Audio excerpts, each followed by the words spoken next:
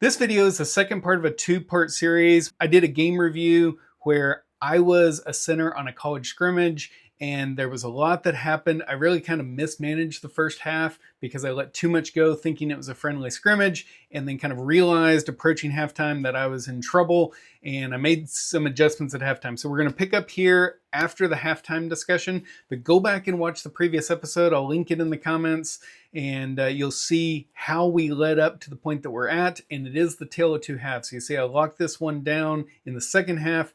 I hope you watch both and kind of see the adjustments that I make and what a difference it makes from first half to second half. All right, so let's get this second half started with my renewed focus on game control now that I've realized what game I'm actually in. So in the first minute of the second half, we've got yellow on an attack. Player makes actually a really nice pass, but as he passes it, he gets clipped on the ankle, and I'm about to call that when I realize, oh, breakthrough, and he ends up going down and scoring a goal. So I end up signaling an advantage right here when this trip happens. We can see I start to blow the whistle, and then I see the advantage play out. Player comes down, gets a really nice goal. Actually, after this, I come back and I tell him, hey, that was a fantastic pass, because it really was, high vision, saw the player. He had time, space, and options, made the right choice there. I think this player might have been complaining about the foul. I'm like, look, do you want the advantage? You want the advantage, right? He just scored a goal. I think he might have been trying to argue for a card on that one, and I'm like, look, you got the goal. I'm not. You can't. If on a spa. If he scores the goal, there's no spa. Right, yeah. About a minute later, in minute 47, we've got yellow bringing the ball up the far side, when right here we've got this number 27 who's had so many other fouls. This ball is, players moved it forward. He's super late to that. And, he's been on my radar. I told him at halftime I was going to start giving out cards, so we're 2 minutes in, and we get our first card of the match. So I finally have given him the card that I should have given him, half hour earlier, but at least now we're on the right track. Maybe now he'll be a good boy. About a minute later, in minute 48, Blue is bringing the ball up. This is at number 9, who's one of their better players on the team. And then this yellow player comes in and just does a really nice slide tackle. You can actually see he stops the ball dead, sends it back to his own player.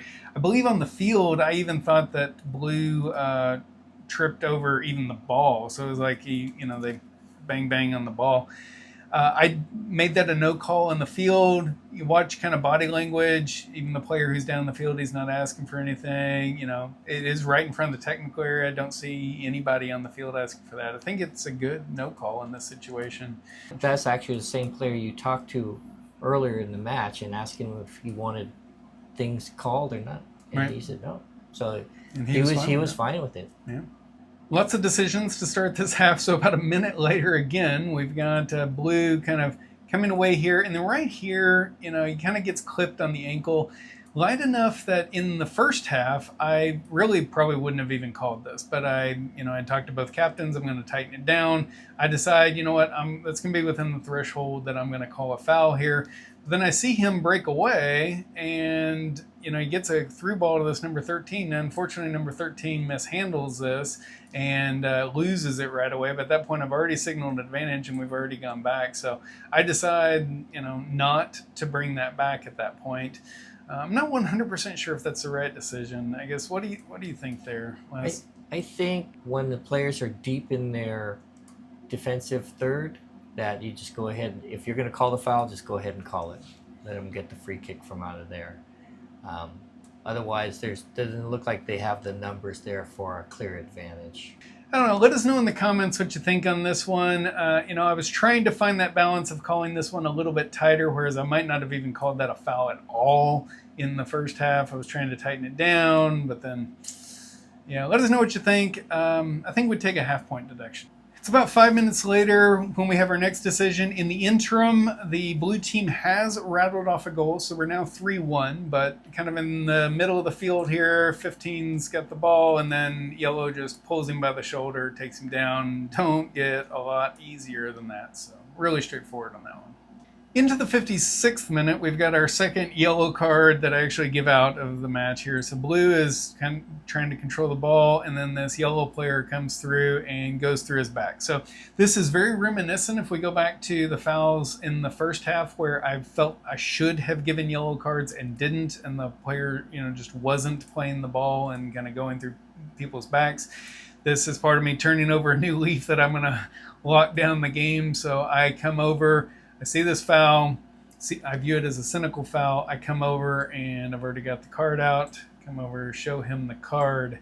So in this case here, what I don't see is the players looking to see that he received the card. So maybe blow the whistle, call him over, hey, 15 or whatever, come over here, show him the card. Because it looks to me that he doesn't even realize that he's received the card. And if he does something foolish later on, tactical foul or something like that, and he gets a second yellow, it's like, what?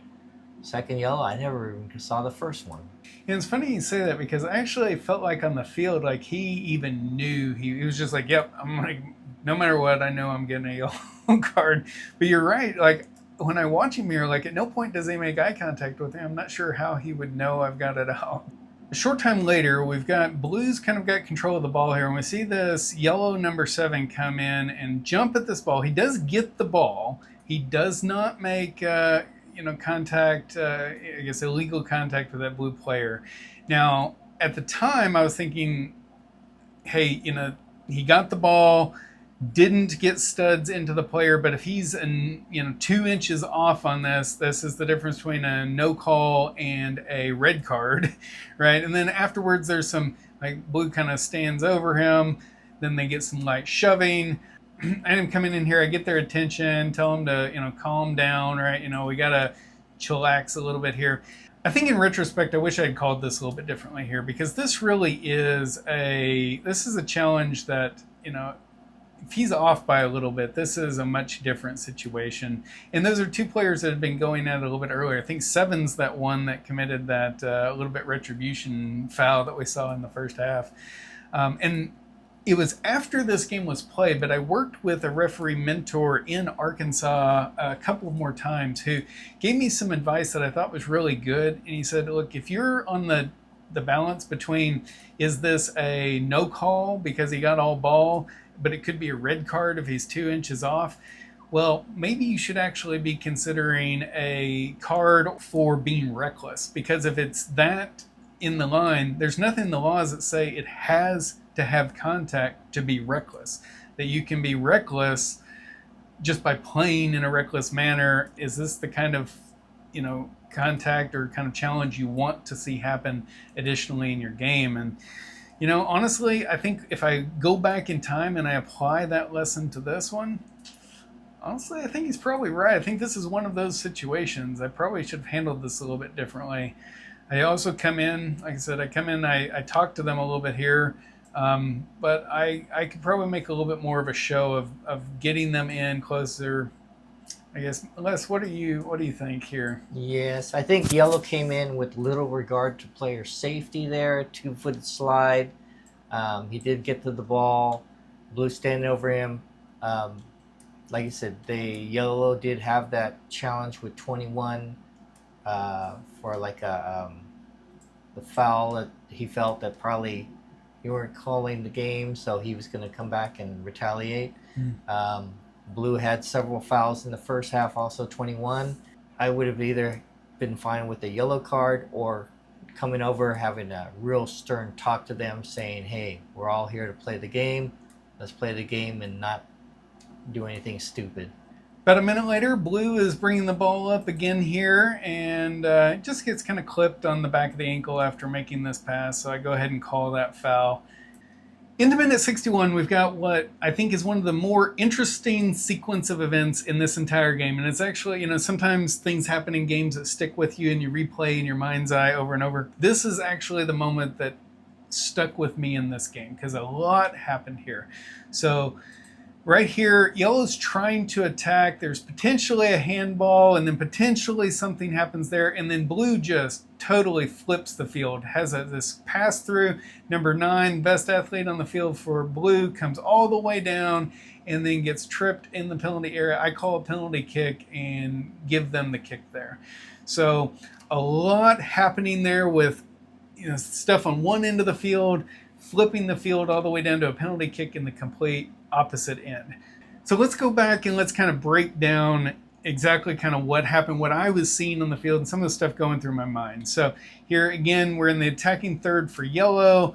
Yellow comes over, ball kind of rolls up his body here. You can see blue player over here. He wants a handball here. You can see I kind of do this because I saw it roll up his body, but I'm still processing that. Then the ball comes over to here when this happens. Now I'm still signaling this when this happens, but if you look at my angle in the field, I've got these 2 blue players directly in my line of sight. So I actually didn't see exactly what happened here. I could not have a good view of it. And we see the ball kind of spits out this way. So I'm kind of processing. Yellow's starting to say, hey, where's the foul? Where's the foul? But I'm trying to process what I saw because I didn't see it well. But I see the ball kick out this way. And so I decide, well, gosh, I can't really call a foul there if I didn't have a good view of it. And the ball really came flying this way, which usually indicates that blue got a really good play on it. So I don't feel comfortable coming back and giving this foul here. Now, I was also thinking, should I make eye contact with my assistant referee and see if he's got anything for me? But then I look and I see the breakaway, and now I kind of lose that moment to look at my assistant referee. Now, interestingly enough, after the match, my assistant referee actually told me that if I had looked at him, he was going to nod his head yes, that yes, he thought it was a foul. And I think with the benefit of the video, I don't think this is a foul. It looks like blue fairly wins this ball. I don't see illegal contact. But all of this is happening. I'm processing. It takes, half a second here, quarter of a second there for you to process this. And then this number 9 is he's fast, man. And that is a perfect through ball. So I'm trying to get down here to see what's happening down here. And if we kind of pause this right at the moment that this trip here happens, I'm running at full speed here, 8-9 yards into the attacking end of the field. And, I'm running at full speed. So by the time anybody looks at me, I've picked up another 10 yards, but I'm already blowing for the penalty kick here. But those are hard when they flip the field, flip the field on you. Yes. And something like that, I have a pregame talk to the AR saying, hey, if I'm caught back on a counter, then you're going to be able to have a better view than I am. You're closer. But in this case here, you're still running. As long as you run all the way, you have a clear view of that trip there. Mm-hmm. So there's no reason why you couldn't make the call. If you don't have proximity, the best thing is have angle of view, is what the assessors tell you. Now, after I call this penalty kick, I run all the way down to the spot and signal for it. Yellow's coming in. They're trying to argue for the foul back there, which I think video shows wasn't really a foul. And so, I just kind of let him talk a little bit here, explain, hey, I didn't see it as a foul. I can't call it. And this was definitely a foul down here. Now, I actually look over and I see my assistant referee has not run to the spot that you should be as an assistant referee next to the penalty area. So I'm actually thinking he's got some additional information for me. Usually standing at this spot would be the signal for I've got something for you, or maybe I don't think it's a penalty kick. So I run over to talk to him. What'd you see? Here's what I saw. And he says, no, it was definitely a foul. So I'm like, well, okay, well, can we get down? Let's get down to the spot. So I do think ARs, this is a good mechanic. Just if you agree it's a penalty kick, get over here on the line. Otherwise, you potentially add some confusion. So, that all goes through. Blue does end up scoring that goal there, and it closes the gap to 3-2. And then as we're gearing back up for the re-kick, I'm standing here at the midline, and I hear this coach hollering at me. So I turn around and I talk to him for a little bit, and he basically says, hey, look, I think you missed one down there. He was polite enough about it, but then he says, if you're going to give a penalty kick down there, you got to be closer to it. And he might have even said, could you at least try to get on the same side of the field as the foul? Now, I think video shows I at least was on the side of the field, though would have liked to have been 20 yards closer. But it's one of those 22-year-old player flipping the field. I'm not gonna on a through ball. It's hard to catch all those. Yeah.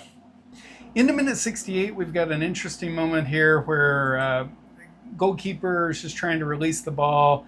This yellow player challenges him for it here. I go over and talk to him and say, hey, look, we're not going to be doing that. You can't be challenging the goalkeeper. Let him release it. I think strict interpretation of the laws of the game, you could grant an indirect free kick here. I do kind of prefer to go with a warning here on these, as long as there's no contact at first. I don't know, Les, what do you like to do on those? I would definitely give the yell at the yellow player not to do that anymore, because since it's not a dead ball, you can't card the player for failure to respect the distance. There's not much you can really do to that player, the yellow player, except for just kind of yell at him. So if he does it a lot, there could be persistent offenses. Yeah. So maybe a yellow card if he does it all the time. I think the warning worked here because I didn't see him do that again the rest of the game. A couple minutes later, we've got another yellow card in this match. So Blue is bringing this ball up here, and as I think number 11 there's trying to go for it, this yellow player comes in challenging, studs up, studs to his thigh. That's very reckless, very, very reckless. In fact, could possibly consider a red there. Maybe orange. I come in, immediately give him a yellow card for that challenge. But I guess, Les, what do you think? Should it be red in that situation? I don't see it quite being red. It's almost like an orange because of the studs up, but there's not a lot of excessive force there. So just the yellow card and maybe good talking to. Your ARC is the same thing right there, and it's also in front of the technical area. You can see everyone's hands going up. Right. On to minute 76. We've got a ball coming over here. Number 24, yellow, really kind of falls awkwardly here.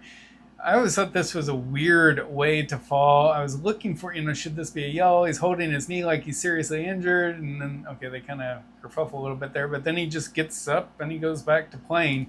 So I didn't give a card here. I don't know that I really seriously considered one. Some because of just the way that he falls, it's almost like he's selling it. I didn't see anything that I thought was reckless. It looked like him grabbing his knee was more just the way that he had fallen to the ground and not necessarily the nature of the foul. All right, now we're into the final 10 minutes of the match, into minute 82. We've got Blues trying to control the ball here, passes over to his teammate, and then this yellow number 24 comes through and challenges him for it. What I really felt here on the field was that he kind of came in with, little regard to the safety of his opponent here. He was coming in super hard, and this Blue player really could have been injured more severely, and he's hurt even as it is. So I just felt like it was reckless, and I needed to give a yellow card there. So I'm not seeing anything. I agree with that. This has little regard for player safety there, and FIFA considerations. It's not excessive force on that. Then the contact of his foot against the player's shin is not considered for red. So. A yellow card is just fine there. 84th minute, we've got one of our few handball offenses for this game, but right over here, this ball actually bounces up. With our camera angle, it's really hard to see, but right there, you can actually see his arm out. He bats it down, falls right at his feet, where he gains an advantage from that. So tried to get away with one. No. Only about a minute later, we've got another yellow card, this one right in front of Blue's technical area. The ball's going to be coming in from the right-hand side of our screen, and then we're going to see a blue player fall right down to the ground. And unfortunately, with this camera angle, we can't actually see what's happening on the film because there's two yellow players directly in our line of sight. But I had a good proximity and a good credible angle on that. And what happened was that player comes in and just really, ball's not even there, just kind of goes to the guy's back, pushes him to the ground. So again, this game I've had to tighten it up in the second half. I think it's been helping some, but this is another one of those kind of cynical fouls that I just felt like I needed to clamp down on. Into minute 87, we've got the ball down on the far end of the field. Keeper picked up the ball after that last foul. They kind of flipped the field on me, breakaway here. I'm sprinting to catch up, and then kind of that happens. This ball ends up going in. They end up crossing it. After some kicks, they end up scoring a goal off of that. So this was a big decision. But I'll tell you, I saw this player fall, but I wasn't sure if it was a foul or not. My assistant referee couldn't give me any help because he's, chasing, running down the line. But I couldn't tell if this was just like, okay, he kind of awkwardly came over. But with the benefit of video and the ability to stop this here, and I realize it's blurry, but right here, yellow, yep, grabs him right there by the shirt and pulls him down. So that should have been a foul against yellow, and I just missed it. I feel like I'm doing a decent job catching up here, but it's hard to catch those at full speed. It was really quick, but yeah, he got away with one there. Yeah. he got away with one there. Hard to argue that that's not, with the benefit of being able to pause it right at the frame where he pulls him down. I should have called that one. And in our final decision of this game, it actually ends up being a yellow card for dissent. Ball ends up getting kicked out of bounds. I think one of the players, Blue gotten frustrated. It's now 5-2. Probably that last goal, shouldn't have even been a goal. But as we're resetting up here, number 21, who's just off the screen, starts saying something to me. Honestly, I don't remember exactly what he said, but it was something to the effect of, I don't even know what game you're watching, ref. And so I'm like, dude, it's not going to fly. So go ahead and give him the yellow card. He's arguing, what about this? What about that? Okay. Still can't be arguing like that. So I just talked him down a little bit here, chillax a little bit. One of those where I really wish I had the audio. Unfortunately, I didn't get it for this game, but I think that was a good decision there for that one. And that ended up being the final decision of the match.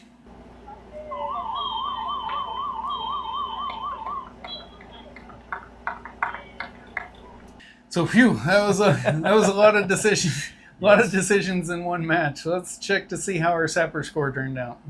So with 49 decisions, which by the way I think is one of the most that we've had on the channel in a while, and 6 deductions, that gives this game a final Sapper score of 87.8%, which is within the range of what we consider to be a good game. It's on the lower end of that range. And we'll say of those 6 deductions, there's quite a lot that happened there. At least 2 of those, if I hadn't been in a scrimmage, I would have. They were for yellow cards I should have given. And I definitely, in my mind on the field, I was thinking that's a yellow card. And I just didn't do it because it was a scrimmage. And so at least 2 of those in a regular game I would have had back. And I think the lesson here is your advice to talk to the teams beforehand, understand how they want their scrimmage called, yes, and then call within that, because I might have avoided a lot of other stuff here. Yes.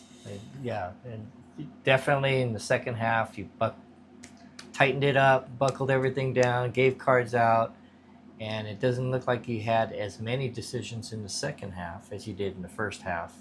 And I think you'd probably have less decisions overall-wise if those cards were given out early. Yeah.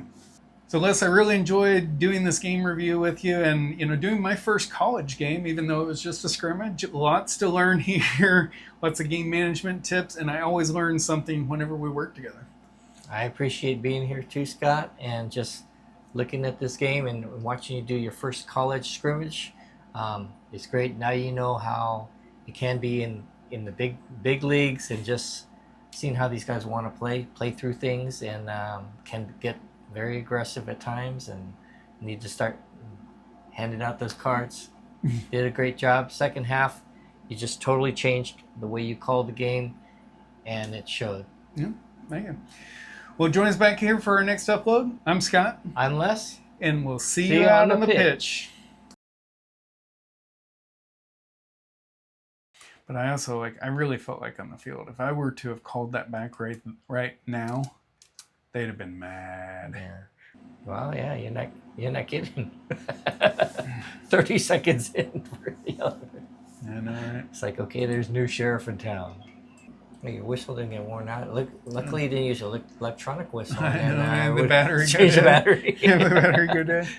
The coach tries to yell at me about, how can you see it from 50 yards away? Yes, that's exactly what he was saying. He's like, you had a clear shot. It was a clear trip. I think his exact words here were, could you at least get in the same half of the field when the foul happens? Right. And I was like,